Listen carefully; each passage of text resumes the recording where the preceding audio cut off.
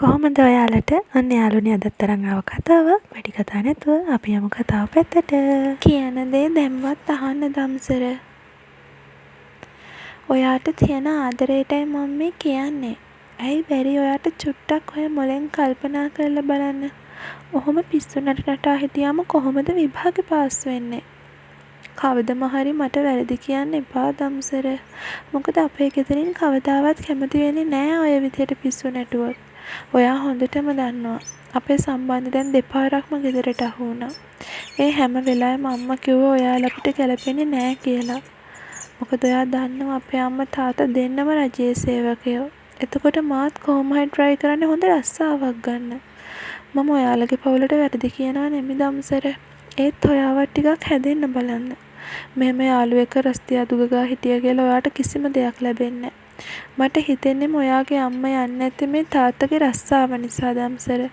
මොන ගෑණිද කැමති තමන්ගේ මිනිහා කසිපු බිස්නස් කරනවට. මට බයයි දම්සර. මට ඔයාව නැති වෙයි කියලා. කියලා ඉවරයි දපු. මොකද අනේ hina වෙන්නේ මම ඇත්තනේ කිව්වේ. අනේ මගේ චූටි ටීචර්. ඔයා දවසක හොඳම තැනකට යන්න ඕනේ.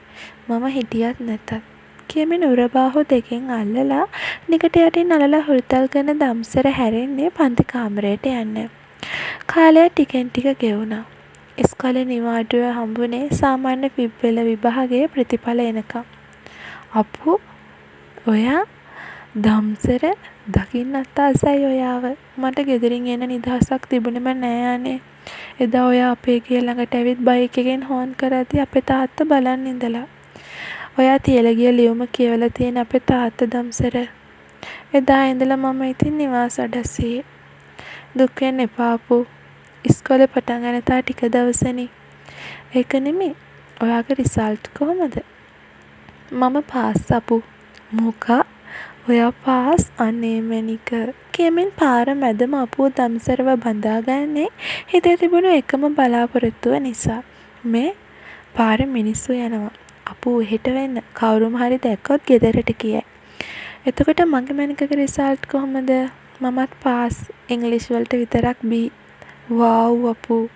කියමින් කොල්ලා කෙල්ලව එකවර ඇදලා ගත්තේ ඉලුක් පදුරක් අස්සට. එවලේ පාරේ ඇවිත් තිබුණේ අපූර්වගේ නැන්දා. එයාට හැමෝම ගමේ කියන්නේ දෂ්ටවතී කියලා. මොකද එයා ඒ තරම් හොඳ මනුස්සයා. ඔයා දැන්ම කරන්න ආපු වැඩේ කරගෙන යන්න අප්පු. දැක්කද? තා පොඩ්ඩෙන් ඔක්කොම ඉවරයි. සුදුදුව. දැන් මම මේ අවසාන පාරට අහන්නේ. ඔයාගේ සම්බන්ධ හිතින් අයින් කරලා ඉස්කෝලේ යන ලෑස්ති වෙන්න. හරි තාත්තේ. දම්සර උදේම ගිහින් බලන් හිටියේ අප්පු එනකම්.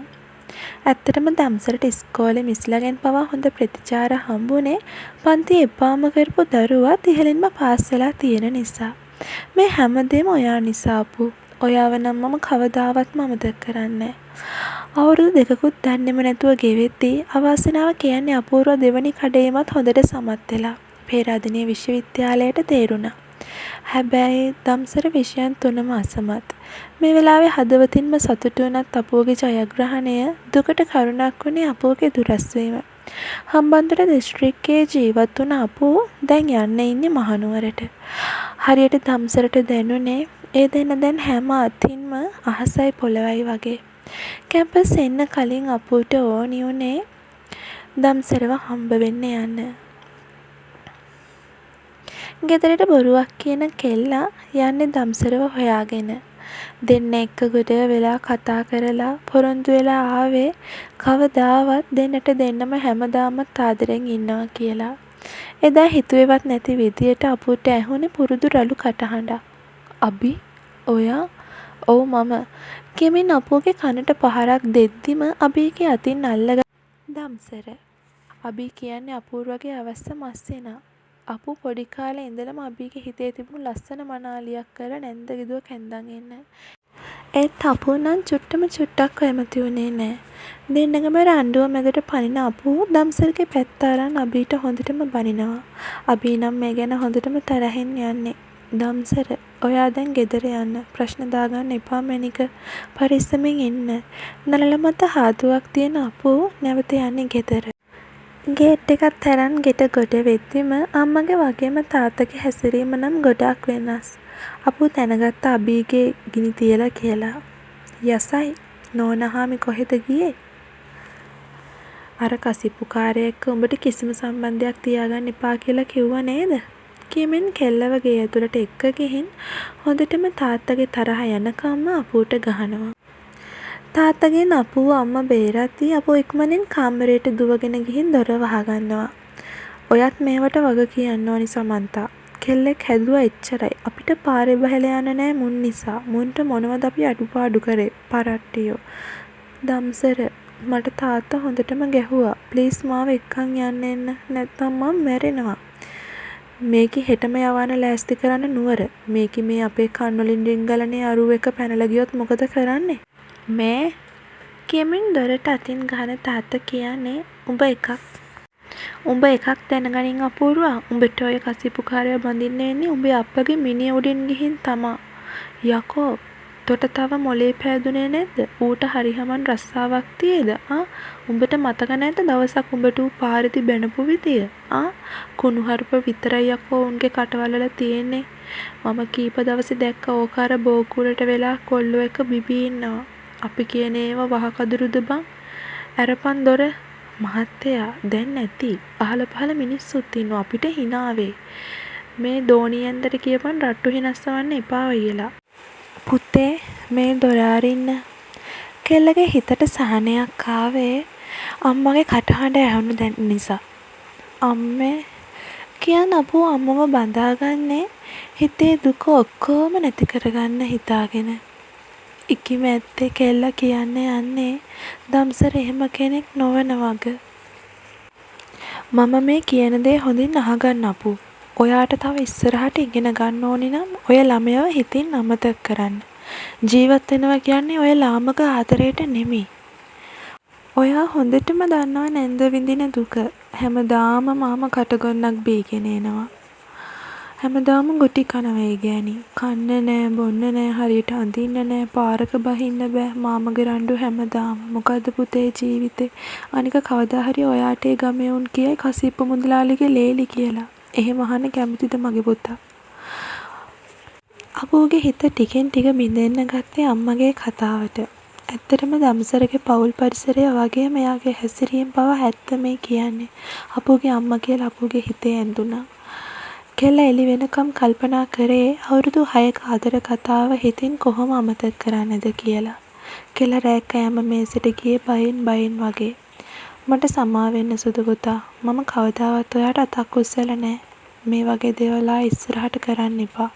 කෙල්ල කෑම මේස ළඟින් නැගිටලා ඇවිත් තාත්තගේ කකුල් දෙක ළඟ දනින් වැටුනේ කවදාවත්ම ආයේ අම්මගේ වගේම තාත්තගේ හිත රිද්දන්නේ නෑ කියලා. කැම්පස් ජීවිතයේ අවසාන අවුරුද්ද. ගමෙන් ගිහිල්ලත් දැන් හරියටම අවුරුදු 4ක්. මේ අවුරුදු 4 පුරාවටම දම්සර නම් ගන්නම දෙයක් නැති වෙලා. තාත්තගේ බිස්නස් වලට සපෝට් කරන්න ගිහින් මාස 6ක්ම හිරේ ඉඳලා තියෙන්නේ කියලා ආරංචි වුණා.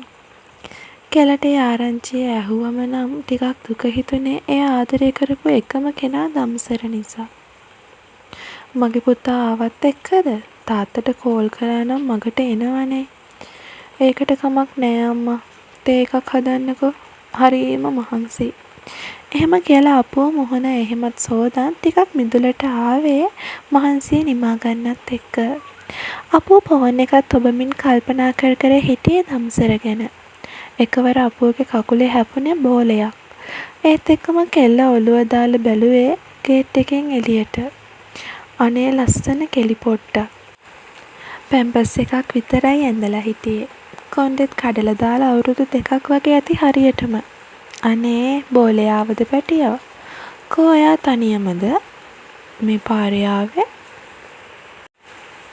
ඔයාට තියෙන්නේ හරියටම වගේ දම්සරගේ ඇස් දෙකමයි කියලා හිතින් අපෝ කෝ අම්මි කියලා ආපු ගේට් එකෙන් එළියට මොහොන දාතිම අම්මා කතා කරේ තේක දෙන්න. සුදු පුතේ මෙහෙට එන්න. ඇයි අම්මා? අනේ ඔය දරුවා පාරෙමයි වැඩ. පව් අම්මා පාරේ වාහන එහෙමත් යනවනේ. ඕගුන්ගේ අප්පා වගේමයි ඔය පොඩි කෙල්ලත් හැදෙන්නේ. අම්මා පව් ඒ චූටි දරුවෙක් දෙමව්පියන්ගේ වැරදි වලට දරුවෝ පලි නෑනේ. කාගේද අම්මා මේ බබා?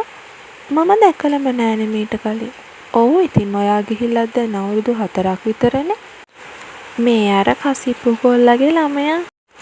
කෙල්ලගේ ඇස්වල කඳුළු පිරෙන්න ගත්තේ කවදාවත් වෙනස් වෙන්නේ නෑ කියලා පොරොන්දු දුන්න එයාගේ ආදරේ අද වෙනත් කෙනෙක් එක්ක පවුල් කනවා.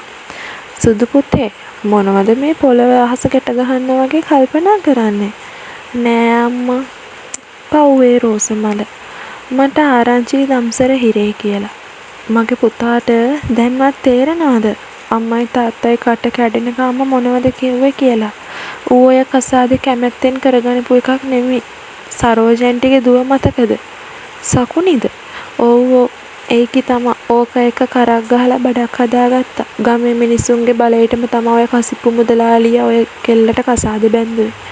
මම නැති ටික කාලෙට වෙලා තියෙන දේවල් නේද අම්මා? කොහොම තාත්තා පේන්නේ නෑනේ. අපේ අප්පෝ වෙලාවත් ගිහින් තා පොඩ්ඩෙන් මට ඒකත් අමතක වෙනවා. සුදු පුතේ නාල කියලා ඇඳුමක් දාගන්නකෝ. කොහේ යන්නද අම්මා? මට නම් කොහෙවත් යන්න බෑ. හරිම මහන්සි. කොහෙවත් යන්න නෙමි කියලා. අද ඔයව බලන්න තාත්තගේ යාළුවෙක්ගේ පුතෙක් එනවා. මොකක්? මම දන්නෙත් නෑනේ. හරි. ඔන්න ආයෙ පටන් ගන්න එපා ඉස්සර වගේ. ඉගෙන ගන්න ඕනි අරකයි මේකයි කියලා. ඉන්න කාලේ අපි මේව තීන්දුව කරගන්න ඕනි. කැම්පස් එකේ එහෙම එකක් පටලවන්නේ නෑ නේද? තියනවා නම් ඇත්ත කියන්න. ඒ වෙලේ මතක් වුණේ කැම්පස් එකට ගිහින් මාස 3ක් වගේ යති අපුවට මුණ ගැහුණු දෙනුවන්ව. අපුගේ පස්සෙන්ම ආපු දෙනුවන්ට අපුව අකමැති වුණේ අම්සරව හිතේ තියාගෙන ඉඳපු නිසා. හැබැයි දෙනුවන් නම් අපුවට පණ ඇරලා ඒක පාර්ශිකව ආදරය කරා. ඒ හැමදේම අවසන් වුණේ දෙනුවන්ට හොඳ රස්සාවක් හම්බෙලා. කැම්පස් ජීවිතයට සමුදුන්න ඕන වෙලාවේ. එදායින්ම අපුව නම් දෙනුවන්ගේ මතකේ කැම්පස් එකේම තියලා ඇවිත් තිබුණා. මොකද සුදු කල්ගිල්ල වගේ මොනවා හරි හිතේ තියෙනම් කියන්න. එහෙම මොකුත් නෑ අම්මා. අම්මලා කැමති දෙයකට මමත් කැමතියි. මම දම්සලකින් පස්සේ කාටවත් ආදරේ කරේ නෑ අම්මා. ඔන්න ආයෙ පටන් ගත්තා. ඉක්මනින් ගිහින් නාගෙන එන්න. කෙල්ල කාමරේ ලෑස්ති වෙන අතරේ මිදුලට ආවේ සුදු පාට වැල්ගන්නාර මෝටර් රථයක්. ඊට පිටිපස්සෙන් ආවේ තාත්තගේ බයික් එක.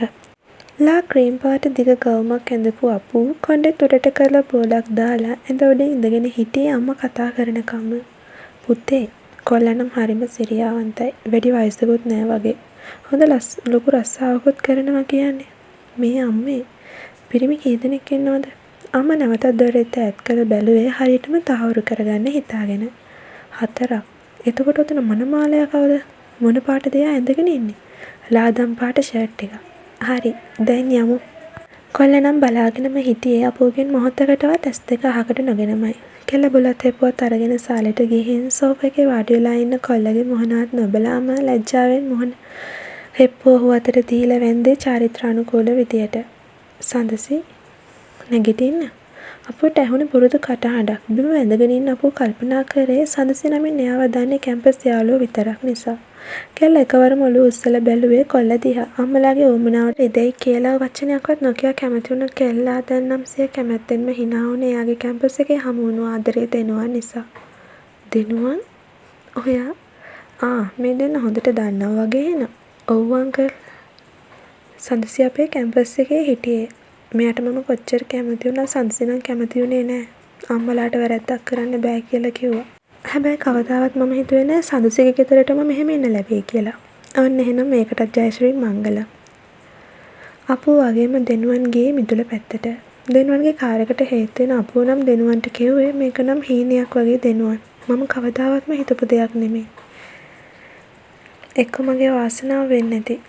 මම ආශ්‍රය කරපු මට ආදරය කරපු කෙනෙක් මට හමු වුණ එක මට සමා වෙන්න දම්සර. ඔයා මට වුණු පොරොන්දුව කඩලා මටත් මගේ අම්මලා වෙනුවෙන් දැන් තීරණයක් ගන්න වෙනවා. කියලා හිතින් හිතුවේ දෙනුවන්ගේ වෙන්න දින ලං වෙන හින්දා. හැමෝගෙම කැමැත්ත එක්ක මාස 3කට පස්සේ දෙන්නගේ විවාහය ලොකුවටම සිද්ධ වුණා. දෙනුවන් වගේම අපූ ගමට ආවේ ඊට මාස 4කට පස්සේ. එද්දි ගම සේරම සුදු කොටි දාලා. මහින්ද මුදලාලිගේ ගේ ඉස්සරහා ලොකු බැනර් එකක්. අයියා ටිකක් වාහනේ නතර කරන්න.